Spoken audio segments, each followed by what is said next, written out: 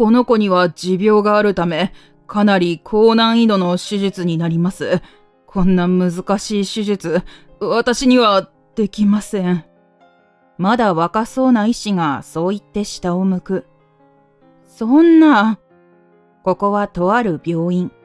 私がパートをしているスーパーで、パートの先輩である田村さんの息子さん、隼人くんが倒れ、救急搬送された。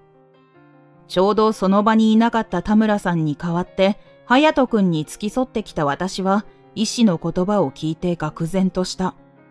じゃあ、他のお医者さんは？みんな今別の手術を行っています。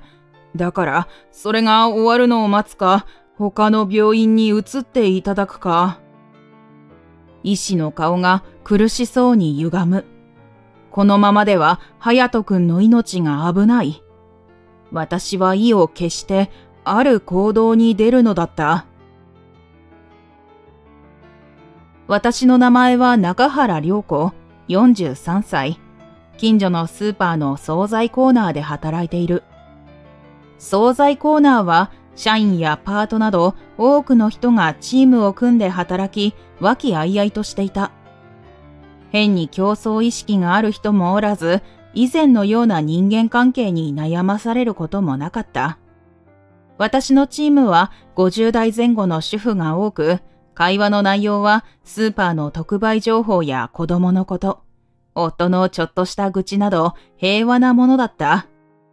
今日も仕事の合間にパートさんたちは楽しそうに話をしている。昨日息子さんの野球の試合だったんでしょ？どうだった？負けちゃったわ。これに勝ったら準決勝だったんだけどね。あら、残念だったわね。私は一人暮らしで子供はいないが、こうして周りのパートさんが子供の話をしているのを聞くのは好きだ。こっちまで心が和んでくる。部活もこれで引退。今度は受験よ。勉強も野球と同じくらいの熱量でやってくれたらいいんだけど、こっちの方は全然で困っちゃうわよ。塾にでも行かせた方がいいんだか。うちは今家庭教師に来てもらってる。個別に教えてもらえる方がいいかと思って。へえ、家庭教師ね。そういや、中原ちゃん、頭いいのよね。うちの子に勉強教えてくれない？一番年下の私は、みんなに中原ちゃんと呼ばれて可愛がってもらっていた。え？私は突然話を振られて言葉に詰まる。すると、もう一人のパートさんが聞いた。中原ちゃん、そうなの？そうよ。この前、店長がハワイかどっか行ってお土産くれたじゃない。よくわからないお菓子。そのパッケージに書いてあった英語、スラスラ読んでくれたもん。へえ、そうなんだ。じゃあ、うちも中原ちゃんにお願いしたいわ。今の家庭教師、不愛想でさ。いえ、人に教えるほどでは。私は苦笑いを浮かべそう言った。じゃあさ、どうやったら勉強できるようになるんだろう？なんかコツとかある？いや、どうですかね。私が返事に困っていると、パートリーダーの田村さんが助け舟を出してくれた。ほらみんな、おしゃべりもいいけど、仕事。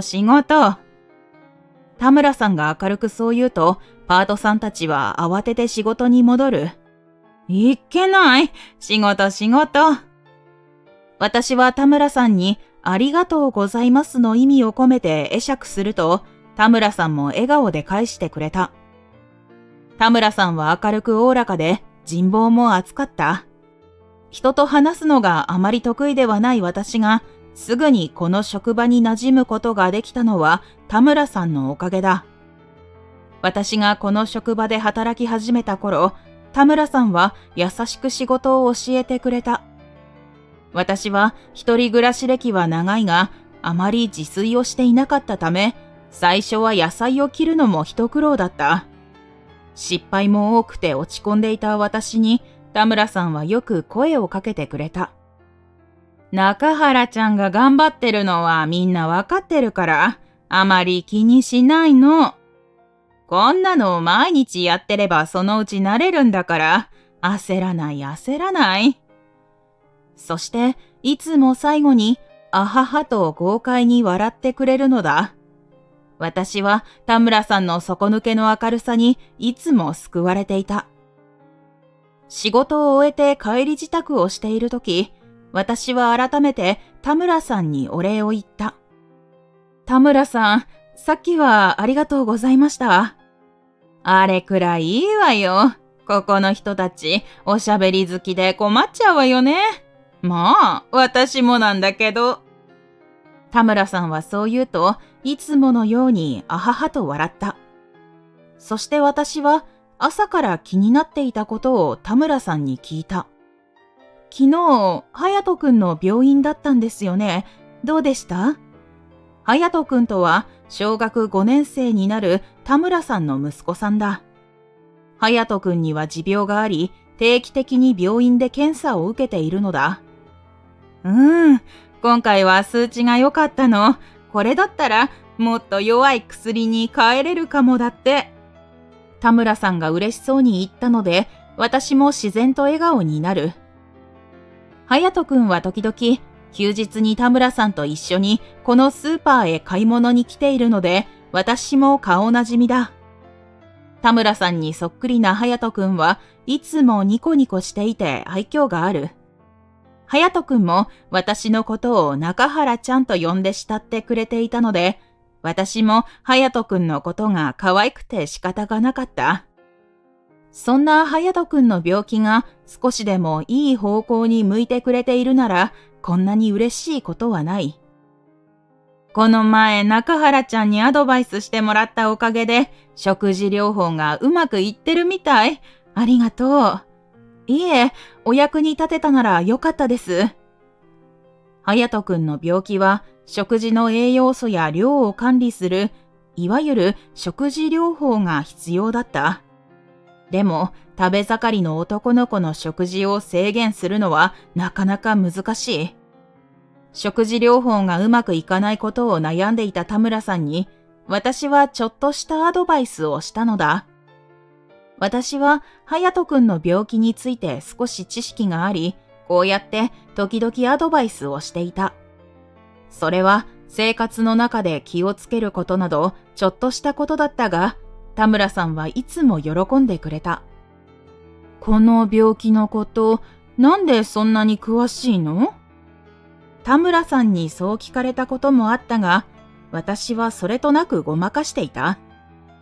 今はまだ自分の過去について話す気分にはなれなかったからだ。そんなある日、隼人くんが店にやってきた。おーい、中原ちゃん。隼人くんはいつものように私に手を振った。惣菜コーナーの調理場にいた私は売り場へ出て隼人くんに駆け寄った。今日田村さんは休みなので、普通なら2人で買い物に来るはずだが、今日は隼人くん1人だ。あれ？隼人くん1人？お母さんは？お母さんは用事があっていないんだ。だからお使い頼まれたの。ほら。隼人くんは買い物メモを私に見せながら誇らしげに答えた。お、偉いね。頑張ってね。私が言うと、隼人くんはうんと元気に言って野菜売り場へ向かった。そしてメモを見ながら次々と野菜を入れていく。小学5年生ともなるとしっかりしているな。私はそんなことを思いながら隼人くんを眺めていた。と、その時、隼人くんがピタッとロボットのように止まる。あれ？どうしたんだろう。そう思った瞬間、隼人くんは胸のあたりを押さえてその場に倒れ込んだ。隼人くん？私は急いで隼人くんに駆け寄った。隼人くん、大丈夫？隼人くん。私は隼人くんに声をかけたが反応がない。顔は青白く、呼吸も止まっている。なんだ？子供が倒れたのか？お客さんが何人かこちらを心配そうに見る。私はお客さんたちに向かって叫んだ。すぐに救急車を呼んでください。そして、すぐに心臓マッサージと人工呼吸を始めた。騒ぎを聞きつけてか、周りには人だかりができていた。買い物に来ていたお客さん、店長をはじめスーパーで働いている人たち、そして惣菜コーナーのみんなも心配そうに隼人くんを見つめている。隼人くん、頑張ってね。すぐに救急車来てくれるからね。私は心の中でそう繰り返しながら心臓マッサージと人工呼吸を続けた。やがて救急隊員がやってきて、隼人くんは救急車に運び込まれた。私が付き添います。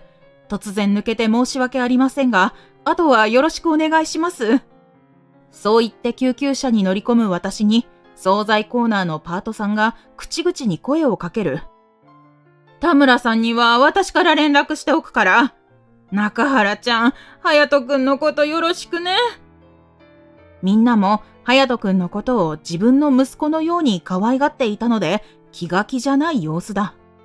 私は救急車へ乗ると、救急隊員に隼人くんの持病のことや倒れた時の状況を伝えた。その間も救急隊員による心肺蘇生は続く。隼人くん、頑張ってね。すぐお母さんも来るからね。私は隼人くんに繰り返し声をかけた。病院に着くと、隼人くんはすぐに検査室に運び込まれた。私は祈るように両手を合わせながら待っている。胸のあたりを押さえていたということは心臓の疾患だろう。隼人くんの持病は心疾患の合併症を引き起こす場合があるが、まさか突然こんなことになるなんて。あの様子だとすぐに手術をしなければいけないはずだ。つい先日、数値が良かったと喜んでいた田村さんの笑顔が浮かび、私はいたたまれない気持ちになる。どうか無事でありますように。私は合わせた両手に力を込め、ぎゅっと目を閉じた。しばらくすると、検査室から医師が現れた。先生、隼人くんは？私が駆け寄ると、医師は神妙な面持ちで病状を説明した。心臓に血流を送る冠動脈が詰まっており、かなり危険な状態です。今すぐ手術をしなければいけません。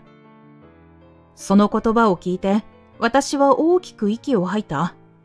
予想はしていたが、いざ聞かされるとショックだった。だがその後、医師は信じられないことを口にした。しかし、この子は持病を持っているので、かなり高難易度の手術になります。こんな難しい手術、私にはできません。医師はそう言ってうつむいた。まだ若そうに見えるこの医師は、患者を助けたい気持ちはあるけど経験が浅く、助けられる自信がないようだった。そんな、じゃあ他のお医者さんは？私が詰め寄ると、医師は苦悶の表情を浮かべたまま答えた。みんな今、別の手術を行っています。だから、それが終わるのを待つか、他の病院に移ってもらうか。そんなことしてたら手遅れになります。私は思わず医師の両腕をつかみながら言ったが、医師はうつむいたまま何も答えない。私はなおも詰め寄った。お願いです。このままでは隼人くんの命が。それはわかっています。わかっていますが、私はこんな難しい手術をしたことがないんです。もしそんな私が手術をして、この子にもしものことがあったら。医師の顔は苦しそうに歪んでいる。この人もただ手術が嫌で拒んでいるわけではない。それはわかるけど、でもこのままでは隼人くんの命が危ない。私の頭の中に隼人くんの笑顔が浮かぶ。そして田村さんの笑顔。二人が仲良く買い物をしている姿が次々と浮かんでくる。この二人の笑顔を、幸せな時間を守らなければ。私は意を決して口を開いた。この手術、私にやらせてください。すると、医師は驚きの表情で私を見た。何を言っているんですか？医師は信じられないというふうに少し笑ったが、私は必死に訴えた。医師の免許は持っています。以前外科医をしていました。どうか院長に執刀の許可を取ってください。そう、私はかつて外科医だったのだ。その言葉を聞いて、医師は私をすぐに院長室へ案内してくれた。医師が院長へ掛け合ってくれたが、院長は何をバカなことをと一蹴した。だが、私も引き下がるわけにはいかない。私は院長に頭を下げて言った。中原良子と申します。以前ある大学病院で外科医をしていました。この患者さんは私のお世話になっている人の息子さんで、どうしても助けたいんです。どうか執刀の許可をください。お願いします。すると、院長は驚いたように目を丸くした。中原良子って、あの天才外科医の中原先生かね。なぜこんなところに？そんなことより、手術の許可を早くしないと患者さんが危険です。そうだね。わかった。今回は特別に許可しよう。君も助手として入って勉強させてもらいなさい。こうして、私と医師はすぐに手術準備に取り掛かった。準備を終えて手術室に入ると、目をつぶったままの隼人くんが横たわっていた。隼人くん、今助けるからね。一緒に頑張ろうね。私は心の中でそう言って、隼人くんの胸部にメスを入れた。今回の手術は、胸から切り取った正常な血管を詰まった血管の先に縫い付けて血流を改善させる。わずか 1.5 ミリほどの細い血管を髪の毛より細い糸でつなぎ合わさなければならない。この手の手術は何回も経験してきたが、隼人くんは持病があるため、手術中に容体が急変するリスクが高い。心拍数、血圧などのバイタルを注意深く観察しながら、かつ短時間で手術を行う必要がある。不安がないわけではないが、やるしかない。私は全神経を自分の指先に集中させ、手を動かしていく。医師は時々深いため息を漏らした。改めてこの手術の難しさを実感しているのだろう。そして手術が終盤に差し掛かった時、突然看護師の一人が声を上げた。大変です。隼人くんの血圧が急激に低下しています。なんだって？医師は動揺し、手術室に緊張感が走る。私はすぐに医師と看護師たちに指示を出し、処置を施す。隼人くん、頑張って。お母さんも外で待ってるからね。心の中でそう繰り返しながら。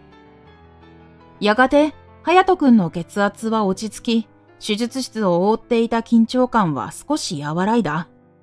しかし、まだ終わりではない。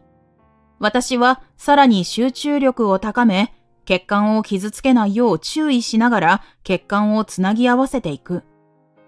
そして何時間経っただろう。私は隼人くんの切り開いた胸部を縫い合わせ、バイタルが落ち着いていることを確認すると、ほっと胸をなで下ろした。手術は無事成功したのだ。すごいものを見させていただきました。ありがとうございます。医師は興奮気味にそう言って私に握手を求めた。私はその手を握ろうとしたが、手が震えてなかなか握れない。そして足も震え出し、その場にしゃがみ込んでしまった。涙が後から溢れてくる。よかった。本当によかった。医師として働いていた時は、どんな難しい手術を成功させても泣くことはなかった。毎日難しい手術を仕事としてこなし、感動に浸っている場合ではなかったからだ。でも今の私は、大好きな隼人くんを助けることができた喜びと、ほっとした気持ちでいっぱいになり、涙をこらえることができなかった。そんな私に、医師は優しく声をかけてくれた。お疲れ様でした。私は外にいますから、落ち着くまでここにいてください。そう言って手術室を出て行った。医師の優しさが嬉しかった。私はしばらくその場で心を落ち着かせ、手術室を出た。すると、医師から説明を受けていたらしい田村さんに会った。中原ちゃん、何その格好。田村さんは私が手術着を着ていることに驚いているようだった。すると医師が言った。中原先生はこの手術の執刀医をしてくれたんです。その言葉に田村さんはさらに驚く。そう言って目をパチパチさせながら私を見ていた。ごめんなさい、驚かせてしまって。実は私、昔医者だったんです。中原ちゃんが医者？じゃあなんでスーパーなんかで？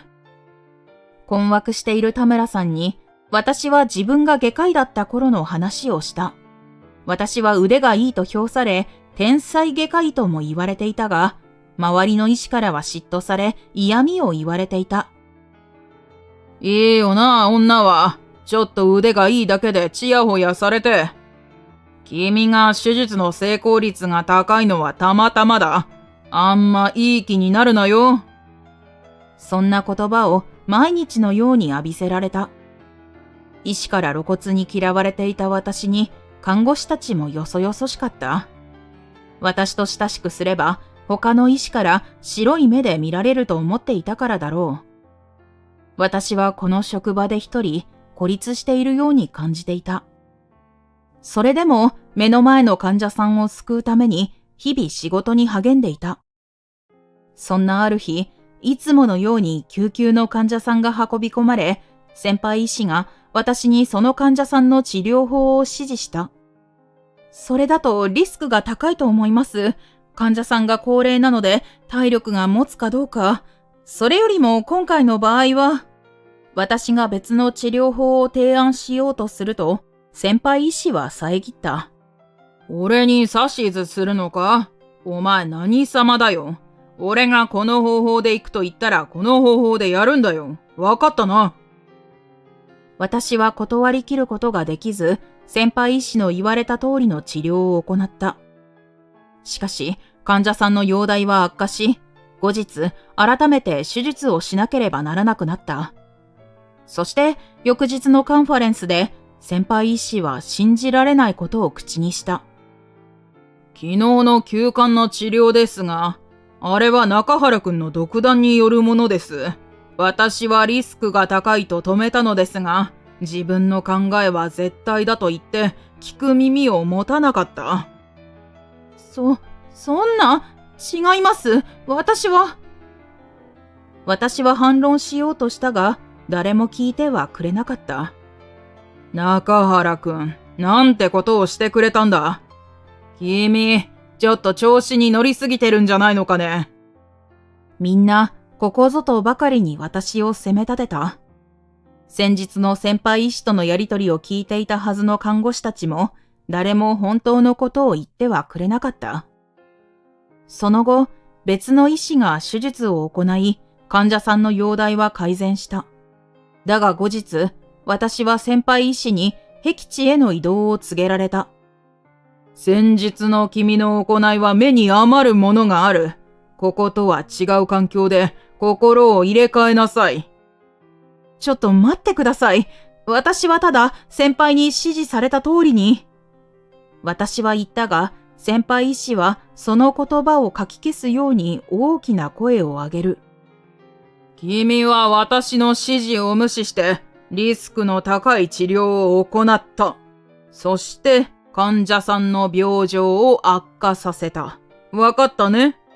先輩医師はそう言うと、にやりと笑ってその場を去った。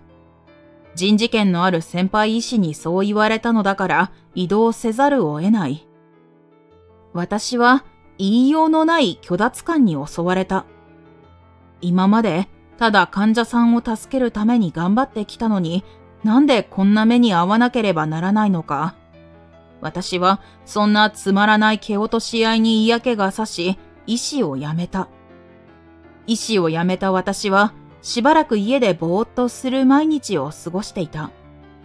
あの一件がトラウマとなり、人と関わることが怖かったのだ。それでも、このままだらだら過ごすわけにもいかない。何か始めなければと思っていたある日、近所のスーパーで惣菜を買っていた私は、ふと惣菜コーナーの中を見た。するとそこには、和気あいあいと働いている年配の女性たちがいた。自分の利益しか考えていない男性ばかりの世界にいた私は、この和やかな女性たちの雰囲気に惹かれた。この人たちと一緒なら楽しく仕事ができるかもしれない。そう思った私は求人に応募したのだった。そんな辛いことがあったのね。私が話し終えると、田村さんはぽつりとつぶやいた。まあ、過去は過去ですから。私は今、惣菜コーナーで働いて毎日楽しいし、田村さんや隼人くんに出会えてよかったと思っています。そう言った私に、田村さんは優しい目を向けた。でも、あなたがお医者さんでよかったわ。ありがとう。その目には、うっすら涙が浮かんでいた。その後、隼人くんはしばらく入院することになり、田村さんは隼人くんの看病のためにしばらくパートを休んだ。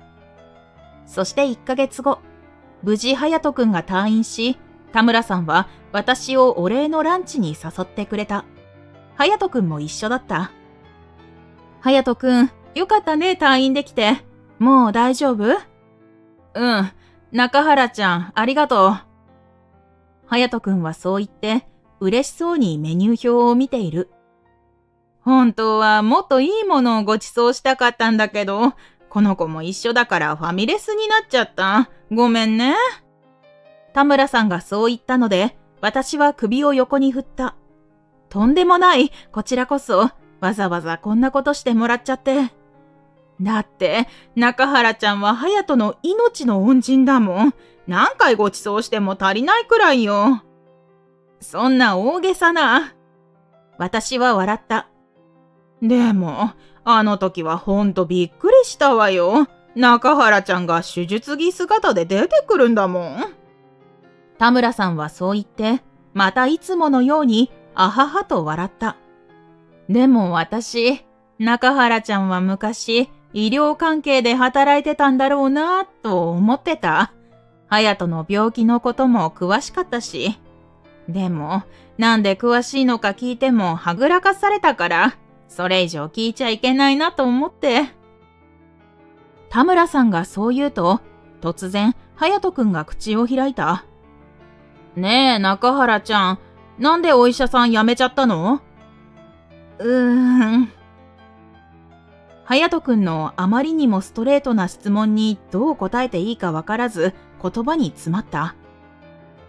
僕の手術、すごく難しかったんでしょ？それを中原ちゃんが治してくれたんでしょ？お母さんが言ってた。中原ちゃんはすごいお医者さんだったんだって。私はどう言っていいかわからず、ただ苦笑いを浮かべていた。そして、隼人くんは言った。だったら、もっとたくさんの人を治してあげたらいいのに。その言葉を聞いて、私はハッとした。たくさんの人を治したい。それは私が医者になった一番の理由だったはずだ。そんな一番大切なことを忘れて、私は人間関係を理由に医者を辞めてしまった。私が何も言えずにいると、田村さんが慌てて言った。こら、隼人、中原ちゃんにもいろいろ事情があるの。そんな簡単なことじゃないの。それでも、隼人くんはなおも続けた。